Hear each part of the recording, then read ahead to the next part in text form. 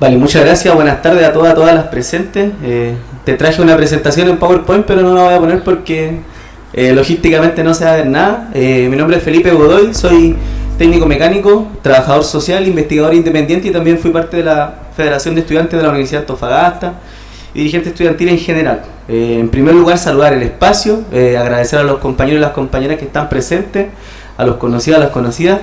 Agradecer al museo, a la Izquierda Diario, a 50 años de los cordones industriales, porque creo que es importante que esta fecha no pase sin pena ni gloria para Antofagasta, en consideración que fue una ciudad muy importante y una ciudad muy importante tanto para el capitalismo como para el proletariado chileno.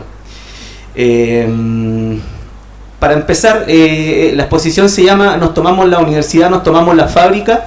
En la portada aparecen dos imágenes de la toma de la Católica del Norte, de la UCN en el 69, y también la toma de una industria en Antofagasta que se llamaba Maestranza Antofagasta en abril del 71. Entonces, de alguna manera, la idea de la presentación es hacer una comparación entre cómo se ocupan los mismos métodos de lucha por parte del movimiento estudiantil y después por parte del movimiento obrero. En Antofagasta. Lo que yo les voy a decir forma parte de un libro que estamos terminando de editar, acá ando con el borrador. Es un libro que se va a llamar La Reforma en la Norte, el cual trata un poquito de cómo se comportó la Federación de Estudiantes en el marco de la reforma universitaria del 57 al 73 en Antofagasta. Este lo estamos editando con la editorial Pampa Negra y esperamos que salga o este año o el año siguiente. En términos generales, bueno, sí, hizo un buen plan unos compañeros, así que no me voy a detener tanto como en de dónde viene todo esto, pero sí puntualizar algunas cosas que me parecen interesantes a propósito de quién agarra los cargos en las direcciones obreras. Y en primer lugar, yo creo que no hay unidad popular y no hay cordones industriales sin este preámbulo demócrata cristiano, de todo lo que fue la democracia cristiana en la gobernanza del país, toda vez que de alguna manera algunos puntos programáticos de la democracia cristiana generaron ciertas bases para la constitución de un movimiento obrero y popular un poquito más fuerte. Y hablo principalmente de la promoción popular, que era uno de los pilares que tenía el gobierno demócrata cristiano que encabezaba Frei, en la cual se planteaba y se promovía tanto en Antofagasta como a lo largo de todo el país la constitución de centros de madres, de juntas de vecinos, de centros juveniles, centros culturales que se fueron constituyendo a lo largo de todo el país y también en Antofagasta. En Antofagasta la primera unión comunal de juntas de vecinos se creó el 67 bajo este impulso demócrata cristiano que buscaba la organización popular pero con un paternalismo estatal. Entonces creo que es importante entender la importancia que tuvo la democracia cristiana en ese sentido y también cómo ellos también buscaron acercarse a los sindicatos y a los organismos de trabajadores en Antofagasta como en el país. Pues, sin ir más lejos, ellos desde el 66 ya empezaron a tener representación en la CUT provincial. Como lo decía, hubo una hegemonía demócrata cristiana tanto en el país como en Antofagasta. Aquí el alcalde en 1964 fue Floreal Recabarren, que era profesor de historia titulado de la Chile, y con la victoria de Frei se designó el intendente en Antofagasta, Joaquín Vial Izquierdo. Viene Frei para Antofagasta el 66 para la conmemoración del centenario del primer poblamiento de Antofagasta en 1966 y bueno, se declara hijo ilustre de Antofagasta a Eduardo Frei. Entonces, ¿qué les quiero decir con esto? Que tuvo una fuerte importancia aquí en la ciudad. Dicho ese preámbulo, respecto a la U del Norte nace en calle Prat con una sede, se vería en el PowerPoint, pero es un local bien chiquitito, como un centro comercial, una casa de 2 pisos, una casona, en plena calle Prat, con apenas 100 estudiantes. La Universidad del Norte nace como una iniciativa de parte de los jesuitas, entre una alianza entre la Católica de Valparaíso y el Colegio San Luis, y sigue una lógica de extensión universitaria que venía de la mano con la idea de la Universidad Católica de Valparaíso de extenderse hacia las regiones más alejadas como era Antofagasta en ese tiempo.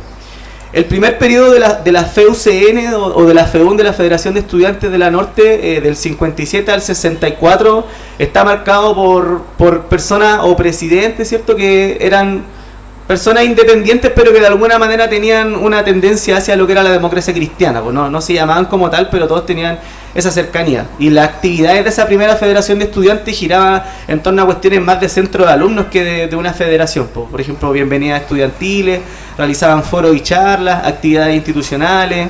Participaron también en el CONFECH de aquella época, que era la Unión de Federaciones de Estudiantes de Chile, la UFUCH, Y también tenían sus propios medios de comunicación ya el 64, como la revista Huanchaca y el periódico Veritas, que era el periódico de la Federación, que sería bien interesante rescatarlo hoy en día. El segundo periodo de la Federación de Estudiantes de la Norte, de la FEUN, que va del 64 al 70, ya está marcado por un poquito más mayor de politización, en donde todos sus presidentes, a los de Eduardo Salas López, Julio Reynoso, Manuel Patroni, eran militantes demócratas cristianos.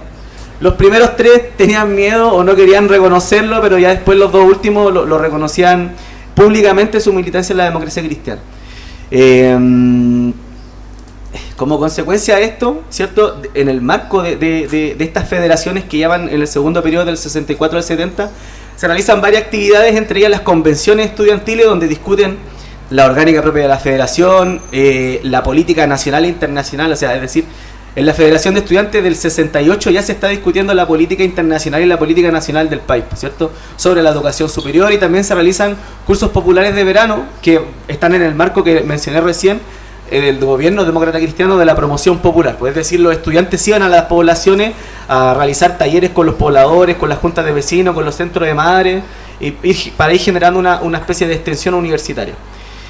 También se coordinó con otras federaciones, porque la Universidad del Norte a partir del 64 generó su sede en Arica, que hoy día es la Universidad de Tarapacá, la UTA, esa era parte de la UCN, su sede en Iquique, que hoy día es la UNAP, que en ese tiempo era la sede de Iquique de la Norte, y la sede en Coquimbo, que fue la única que los jesuitas lograron quitarle a los milicos. Y por último, se vive la reforma universitaria dentro de ese periodo, ¿cierto? Chileno el Mercurio Miente, ¿cierto? Se da también aquí en Antofagasta, ¿cierto? Acá se toman lo que es actualmente la UA, el 67. Se toman la sede Coloso, que esa era la sede de Antofagasta de la Universidad de Chile, y se toma la sede de la Universidad Técnica del Estado, que es la que está frente al Estadio Regional actualmente. Pero la Norte no se la toman porque la Norte está bajo este influjo demócrata cristiano, y en el fondo ellos son obedientes frente a la autoridad y no quieren causar desorden. También se genera un quiebre político en Antofagasta el 67. El 67 pierde la elección Florea Recabarren, que era demócrata cristiano, y la gana, como decía Abdulia, Germán Mirich Vega, que era técnico mecánico y que fue uno de los alcaldes más jóvenes de la ciudad, con 29 años, militante del Partido Comunista. Y ya desde la alcaldía se empezó por parte de la previa Unidad Popular en Antofagasta, se empezó a realizar toda una política más izquierdosa acá en Antofagasta, ¿cierto? Con la presencia de Germán Mirich Vega y con los vínculos también con las poblaciones, con la llevada del teatro a la población, ¿cierto? Con la electrificación de las poblaciones, etcétera, etcétera, etcétera. También en este año, el 67-68, la CUT implementa la estrategia, o continúa con la estrategia de los paros nacionales, ¿cierto? Para enfrentar al gobierno demócrata cristiano, y acá en Antofagasta también se empiezan a dar varias movilizaciones. Por ejemplo, Correo y Telégrafo, la Escuela Normal, el Liceo de Hombres, varias organizaciones empiezan a participar de los paros nacionales aquí en Antofagasta y empiezan a hacerle humo al gobernante, que era Joaquín Vial Izquierdo. Se elige la CUT del 68 en Antofagasta y la gana la Unidad Popular, pues, ¿cierto? El presidente de la CUT del 68 es Lorenzo Araya, que era dirigente de la construcción y tenía apenas 24 años cuando sale electo por primera vez la CUT en Antofagasta, y militante del Partido Comunista, y lo segunda Manuel Marín Lobos, que era militante del Partido Socialista. Una CUT de izquierda, ¿cierto? Y dicho lo anterior, empieza la represión tanto a nivel nacional. Recordemos la masacre en El Salvador, el 66, la masacre en Santiago el 67, y también la masacre en Puerto Montt el 69, ¿cierto? Todos estos hechos también tienen un correlato en Antofagasta. El año 68, cuando, a propósito de una marcha para mayor financiamiento de la Universidad Técnica del Estado, se produce un conflicto en las calles de Antofagasta y se llevan a 22 estudiantes presos y hay 2 estudiantes heridos. Y se remece de la calma que se vivía en la ciudad con este tipo de acciones y movilizaciones, y se llevan preso, por ejemplo, al dirigente de la Federación de la Técnica del Estado, que era Manuel González Caballero, uno de los primeros dirigentes estudiantiles universitarios presos en Antofagasta. Después, me queda poquito tiempo, así que voy a tratar de ir resumiendo como el proceso reformista en la Norte, que fue hasta el año 70 un proceso muy guiado por los académicos, muy guiado por esta fe cristiana, y que se interrumpe de golpe en junio del 69 cuando se toma la Norte. Es bien interesante y quiero leer el relato de Rubén Aguilera, quien fue uno de los que hizo esta toma. Él dice: para tomarse la Norte éramos apenas 4 estudiantes, en la Norte que decidimos realizar la toma en junio del 69. Existía un grupo que se llamaba Otémpora, que era heterogéneo y unido bajo la idea de la reforma universitaria y también la necesidad del cambio de valores en todo sentido. Decidimos tomar la universidad. Éramos 4 personas que nos reunimos tempranamente, tipo 7 de la mañana, habíamos conseguido unas cadenas, nos dirigimos a la UCN y como Frente Estudiante Revolucionario echamos cadena a las rejas principales de la entrada universitaria y dejamos abierta una puerta lateral que era fácil de controlar. La pregunta era simple: los que querían, los que podían pasar, solamente podían pasar a la asamblea a discutir, y los que no querían pasar se quedaban afuera de la toma. Y así lograron derribar y hacerle un golpe de estado a la Federación Demócrata Cristiana que había en ese tiempo.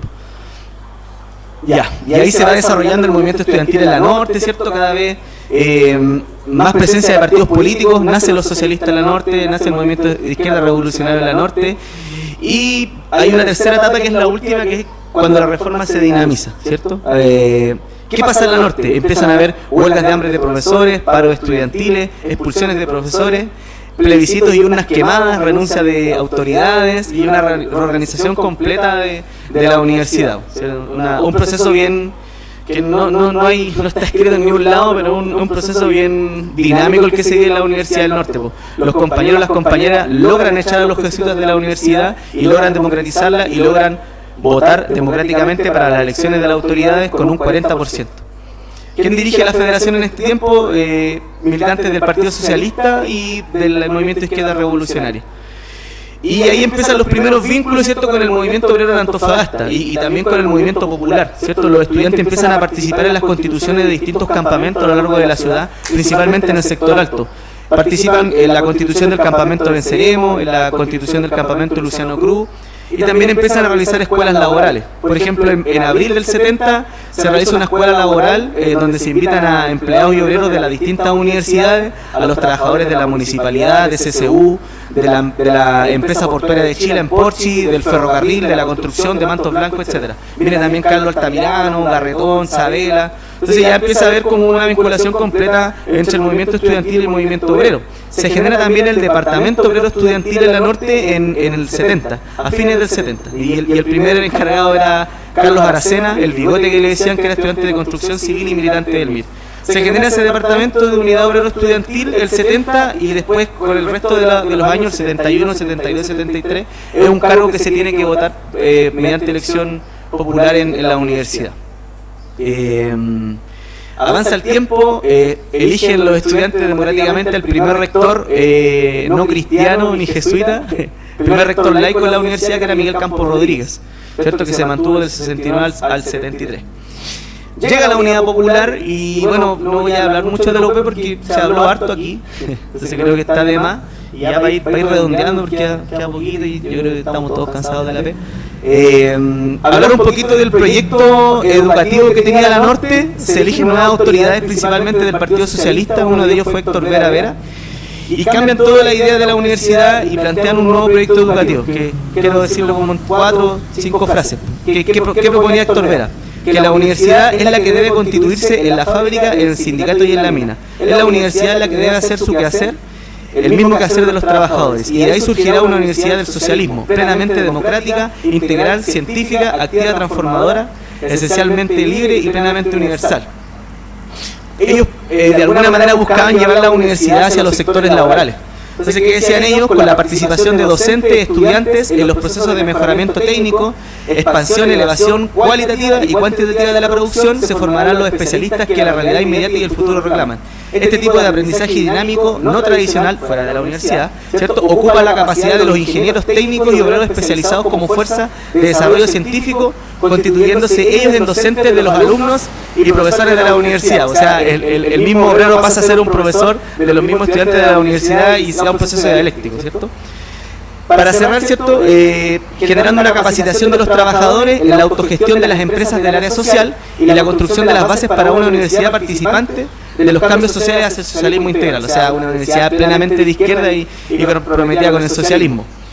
Se habló acá de las empresas del área social. Acá en Antofagasta también hubo empresas del área social, empresas estatizadas, Pero la particularidad de Antofagasta era que gran parte de las empresas que pasaron al área social al Estado eran empresas que formaban parte de la cadena de producción del cobre, ¿cierto? En primer lugar, la Sociedad de Abastecimiento de la Minería, SADEMI, Manufacturas de Cobre, MADECO, FASA, la fábrica de ácido sulfúrico, ENAEX, Empresa Nacional de Explosivos, Maestranza y Fundición Antofagasta. Todas esas empresas eran empresas que suministraban materias primas para la producción de cobre, ¿cierto? El ácido sulfúrico para el óxido de cobre, los explosivos para las minas, la manufactura de cobre para generar, posterior de la producción, generar cables de cobre, etcétera, etcétera. Aparte de eso, también se estatizaron otras empresas como el puerto, la pesquera Guanayé, Gildemeister, CCU y Nacesa, que es la fábrica de cemento que aún está ahí arriba, pero que ahora se llama Cementos Bio Bio.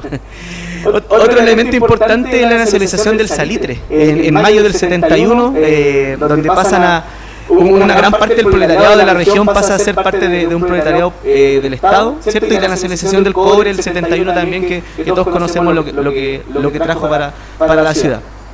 Con toda esta efervescencia que seguía de la Unidad Popular, los trabajadores ya aguantan menos y de alguna manera buscan mostrarse y buscan accionar frente a esta coyuntura política, y es de esta forma que en abril de 71 los trabajadores de Maestranza Antofagasta, que era una empresa privada que suministraba servicio a la minería, deciden tomársela hasta que se logre pasar a la área social. La toma duró alrededor de 2-3 meses y luego de una intervención de Corfo se pasa al área social. Entonces ahí tenemos un hito de las primeras tomas de fábrica aquí en Antofagasta, y que sería bueno profundizar. Pues yo estoy haciendo los primeros acercamientos hacia esta investigación, ¿cierto? Luego de eso se elige la CUT en Antofagasta, postula el PC, el PS y el MIR, y bueno, sale electo secretario provincial de la CUT, Lorenzo Araya, que tenía 34 años ya y era dirigente de la construcción, militante del Partido Comunista. Como segundo en la CUT en Antofagasta, que es un militante demócrata cristiano, que fue la dinámica que se dio también en Santiago, ¿cierto? Que la democracia cristiana, y por eso yo también hablaba de la ADC, tuvo fuerza aquí en Antofagasta con Gastón Viveros, que era dirigente del puerto. Cuarto lugar quedó Iván Gordillo, que era militante del Partido Socialista y dirigente de los profes a sus 27 años como consejero de la CUT. Y finalmente el postulante del MIR perdió, que fue lo que pasó a nivel nacional también, que era Pedro Araya Chávez, que postuló a la CUT con 28 años, que también era dirigente estudiantil. Ya cerrando, se da el paro de octubre, como dijo el compañero, se constituye el primer cordón en Santiago en junio del 72, y en Antofagasta la cronología de la constitución de los cordones parte con el paro, ¿cierto? El 10 de octubre. Aquí, a diferencia de en Santiago, no se constituyeron inmediatamente los cordones, sino que como una respuesta de alguna manera al paro de octubre se dio recién en febrero del 73, donde se hace una asamblea de dirigentes sindicales en la MUNI. Después de esto y de una larga conversación, se constituye el primer cordón industrial en Antofagasta el 19 de abril del 73. Este cordón fue muy polémico porque el Partido Comunista en Antofagasta no quería que se constituyera el cordón industrial por el miedo a que en el fondo se le desbordara y perdiera la dirección del movimiento obrero que lo tenían con la CUT. Entonces, luego de una dilatación que hace el Partido Comunista, finalmente el Partido Socialista se arranca con los tarros y dice no, hay que levantarlo nomás, y hacen el llamado y se constituye el primer cordón el 19 de abril en INACAP. No sé si se acuerdan de la vieja sede de INACAP que queda en Pedro Aguirre Cerda. Bueno, ahí se constituyó.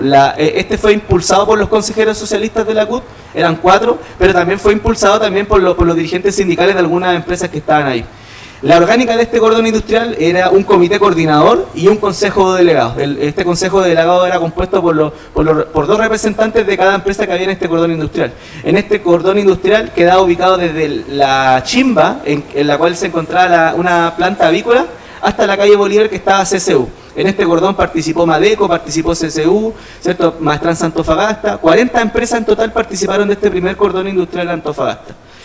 Y apenas sale el cordón industrial, la CUT provincial, representada en el Partido Comunista, dice que la CUT oficialmente no ha resuelto la creación del cordón, no ha resuelto cuál es su estructura, su funcionamiento y su rol, y de alguna manera lo estaban desconociendo, ¿cierto? Ese fue el primer cordón industrial y el más fuerte, en verdad, ¿cierto? Después se plantea la creación de un cordón en el centro, que iba a abarcar principalmente los sindicatos de las empresas del servicio estatal, los sindicatos de la intendencia, ¿cierto? De la municipalidad, de los bancos, ¿cierto? Ese sería el segundo cordón, que se constituye más o menos en agosto del 73, y quedó pendiente, por lo menos yo hasta ahora he llegado hasta esta conclusión, quedó pendiente la constitución del cordón sur, que iban a ser trabajadores principalmente de las universidades, de la UA y de la UCN, ¿cierto? Y trabajadores de INACESA que quedaban en el sector de la Negra Alto.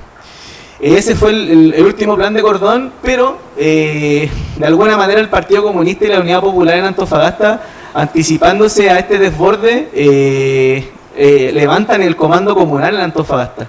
Se levanta un comando comunal, pero es una cuestión muy débil, porque en el fondo orgánicamente solamente existen dos cargos. Quien que lo preside, que es Marino Olivares, que era el dirigente de la CUT del PC de Antofagasta, y un dirigente poblacional.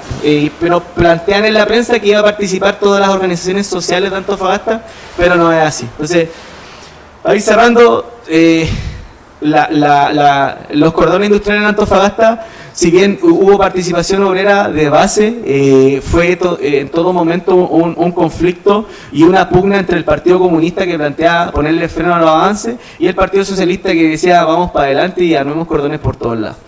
En Antofagasta también se producen los allanamientos. Hay dos especiales en la fábrica CCU, que es donde queda actualmente el líder Centeno, y en INACESA. Los milicos no encuentran ninguna arma y se infirma incluso hasta una acta de allanamiento por parte de los interventores de cada empresa. Y llega el golpe de Estado y acaba con toda la historia que les comenté, se echan a los interventores y se acaba con la Federación de Estudiantes. Así que eso sería la presentación, les agradezco el tiempo, me disculpo por lo rápido, pero había poquito tiempo y la idea sería conversar ahora. Así que muchas gracias por su tiempo.